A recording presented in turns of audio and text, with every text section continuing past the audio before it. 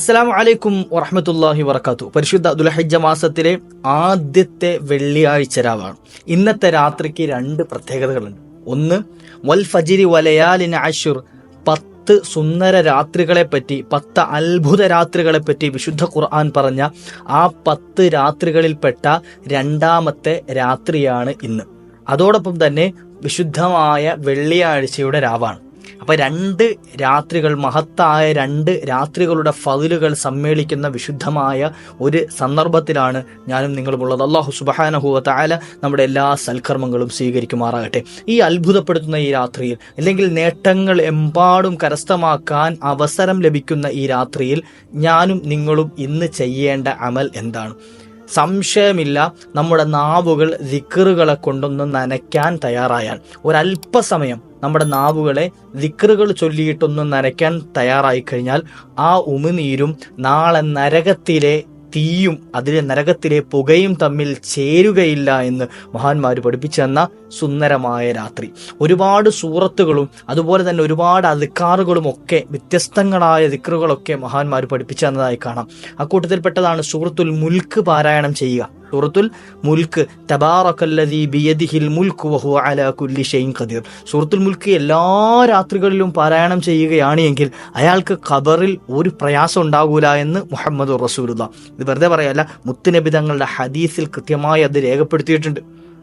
സൂറത്തുൽ മുൽക്കിലെ ആ 30 ആയത്തുകൾ ആരെങ്കിലും ഒരാൾ നിരന്തരം എല്ലാ ദിവസവും മുടങ്ങാതെ പാരായണം ചെയ്യുകയാണ് എങ്കിൽ അയാളുടെ ഖബറിലേക്ക് ഒരു പ്രയാസവും കടന്നു വരില്ല. ഒരു പ്രയാസവും വരില്ല എന്ന് പറഞ്ഞാൽ അദാബിൻ്റെ മലക്കുകൾ ആ പരിസരത്തേക്കെങ്ങാനും വന്നാൽ, അദാബിൻ്റെ മലക്കുകൾ ആ ഖബറിനരികിലേക്കെങ്ങാനും വന്നാൽ സൂറത്തുൽ മുൽക്ക് ആ അദാബിൻ്റെ മാലാഖമാരെ അവിടെ നിന്ന് ആട്ടി ഓടിക്കുന്നതാണ്, ആ അദാബിനെ അവിടെ നിന്ന് ദൂരീകരിക്കുന്നതാണ് എന്ന് മഹാന്മാർ പഠിപ്പിച്ച മുത്തുനബി തങ്ങളുടെ ഹദീസുകൾ നമ്മുടെ മുമ്പിൽ കാണാൻ കഴിയും. അല്ലാഹു സുബ്ഹാനഹു തആല പതിവാക്കാനുള്ള ഭാഗ്യം നൽകട്ടെ.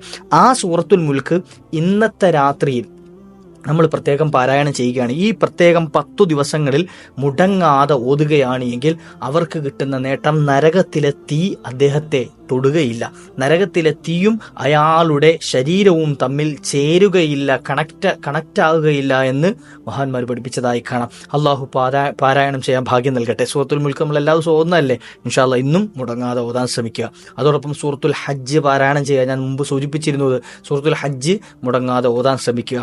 ഇതോടൊപ്പം തന്നെയാണ് കലിമത്തു തൗഹീദ്, ലാ ഇലാഹ ഇല്ലല്ലാഹ് എന്ന കലിമത്തു തൗഹീദ് ഉച്ചരിക്കാൻ, നിരന്തരം ഉച്ചരിച്ചുകൊണ്ട് നമ്മുടെ നാവിനെ ഒന്ന് നനയ്ക്കാൻ തയ്യാറായി കഴിഞ്ഞാൽ, അതായത് നമ്മൾ സ്ഥിരമായി ഇങ്ങനെ ദിക്ർ ചൊല്ലുന്ന സമയത്ത് ഉമിനീരുമായി നമ്മുടെ നാവ് എന്ത് ചെയ്യും, മിക്സാകുകയും അതുപോലെ ആ നാവ് ഇങ്ങനെ നനഞ്ഞുകൊണ്ടിരിക്കുകയും ചെയ്യും.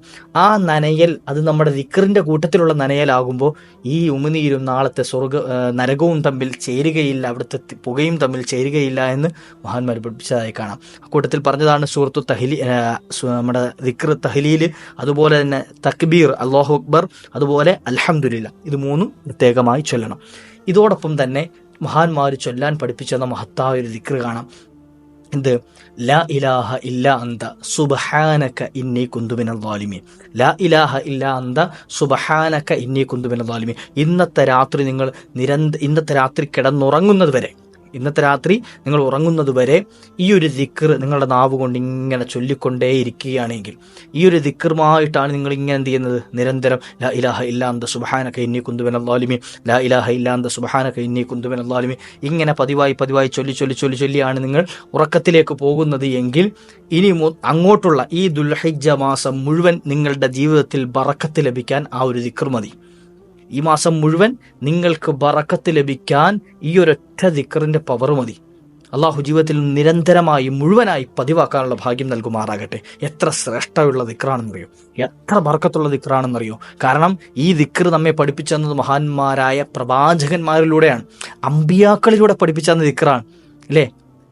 അമ്പിയാക്കൾ, അള്ളാഹുവിൻ്റെ ഏറ്റവും ഇഷ്ടദാസന്മാരായ അമ്പിയാക്കളിലൂടെ പകർന്ന മഹാനായ യൂനുസ് ബിൻ മത്ത അലൈഹിസ്സലാം, മഹാനായ യൂനുസ് നബി അലൈഹിസ്സലാത്തു വസ്സലാമിലൂടെ പകർന്നു തന്ന, പിൽക്കാലത്ത് വന്ന പ്രവാചകന്മാർ അഖിലവും ഏറ്റുചൊല്ലിയ മുത്തുനബി തങ്ങൾ അവിടുത്തെ ശറഫാക്കപ്പെട്ട നാവിലൂടെ നമുക്ക് പറഞ്ഞു തന്ന മഹത്തായ ദിക്റാണ് ലാ ഇലാഹ ഇല്ലാ അന്ത സുബ്ഹാനക ഇന്നി കുന്തു മിനൽ ളാലിമീൻ. നമ്മുടെ ജീവിതത്തിൽ എത്ര നേട്ടങ്ങളാണ് കിട്ടുകയെന്നറിയോ. നമ്മുടെ ജീവിതത്തിൽ നമ്മൾ ചെയ്തു കൂട്ടിയ പാപങ്ങൾ മുഴുവൻ പൊറുക്കപ്പെടാൻ ഈ ദിക്ർ കാരണമായി തീരും.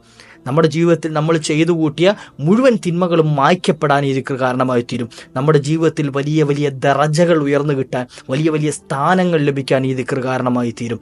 പ്രയാസങ്ങൾ കൊണ്ട് ബുദ്ധിമുട്ടുന്നവരാണെങ്കിൽ, ജീവിതത്തിൽ വലിയ കുടുക്കുകളിൽ പെട്ടുപോയവരാണെങ്കിൽ അവർക്ക് അതിൽ നിന്നും എത്രയും പെട്ടെന്ന് മോചനം കിട്ടാൻ ഈ ഒരു ദിക്ർ കാരണമായി തീരും. അതുപോലെ തന്നെ എന്തെങ്കിലുമൊക്കെ ജീവിതത്തിലേക്ക് നേടിയെടുക്കണമെന്ന് ആഗ്രഹിക്കുന്നവരാണെങ്കിൽ, അതായത് എൻ്റെ ജീവിതത്തിൽ എനിക്കൊരു ലക്ഷ്യമുണ്ട്, അത് പൂർത്തിയായി കിട്ടണം എന്നാഗ്രഹിക്കുന്നവരാണെങ്കിൽ ഈ ദിക്ർ നിരന്തരം പാരായണം ചെയ്തു കഴിഞ്ഞാൽ അവർക്ക് ആ ഒരു ലക്ഷ്യം പൂർത്തീകരിച്ച് കിട്ടും.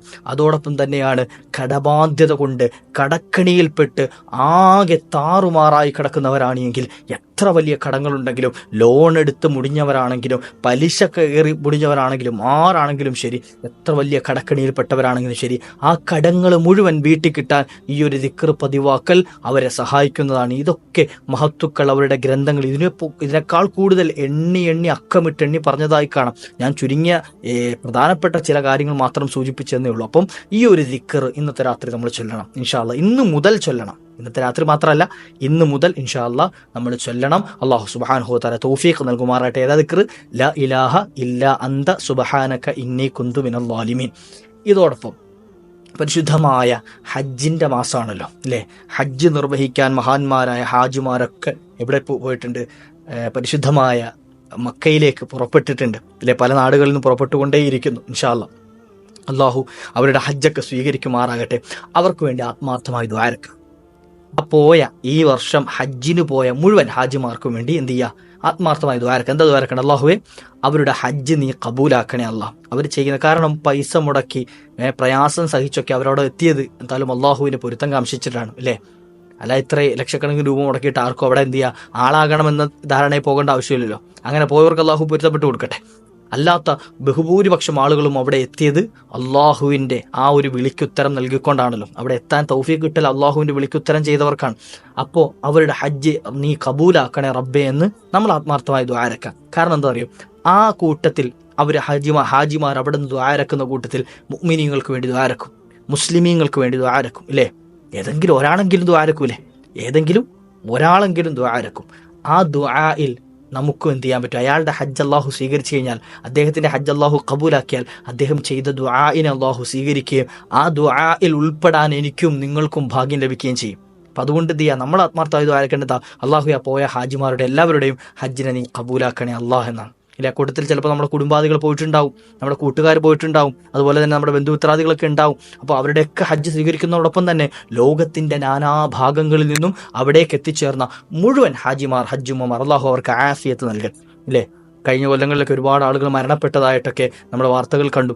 അള്ളാഹു എല്ലാവർക്കും ആരോഗ്യവും ആഫിയത്തും നിലനിർത്തി കൊടുക്കുമാറാകട്ടെ. പല ആളുകളും അവിടെ ചെന്നൊന്ന് മരിക്കാൻ ഭാഗ്യം കിട്ടണേ എന്ന് ആഗ്രഹിച്ചു പോകുന്ന ആളുകളുണ്ട്. അള്ളാഹു ഖൈറായത് നൽകി അനുഗ്രഹിക്കുമാറാകട്ടെ. ഓരോരുത്തരുടെ ആഗ്രഹമാണല്ലോ.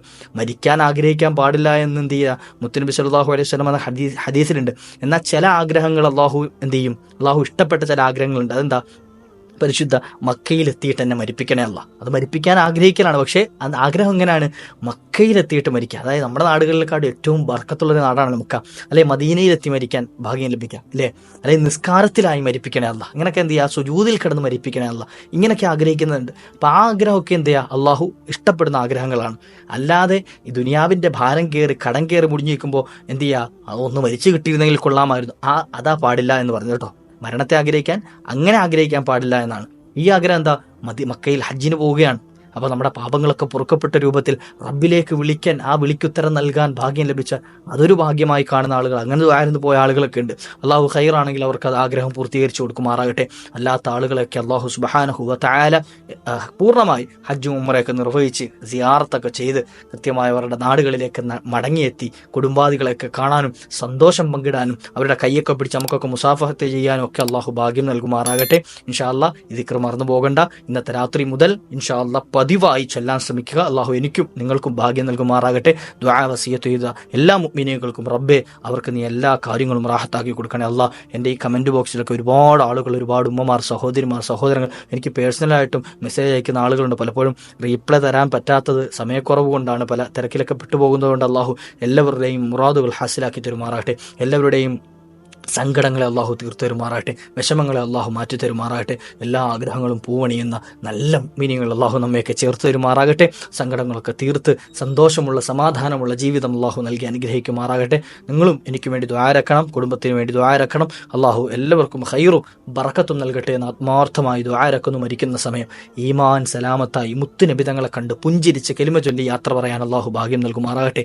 ആ ഹബീബായ നബിതങ്ങളോടൊപ്പം നാളെ പരിശുദ്ധ സ്വർഗത്തിനും അള്ളാഹു ഒരുമിച്ച് കൂട്ടി അനുഗ്രഹിക്കുമാറാകട്ടെ. ഇൻഷാ അല്ലാഹ് മറ്റുള്ളവരിലേക്ക് എത്തിച്ചു കൊടുക്കുക. മറ്റൊരു അവസരത്തിൽ കണ്ടുമുട്ടാം. അസ്സലാമു അലൈക്കും വറഹ്മത്തുള്ളാഹി.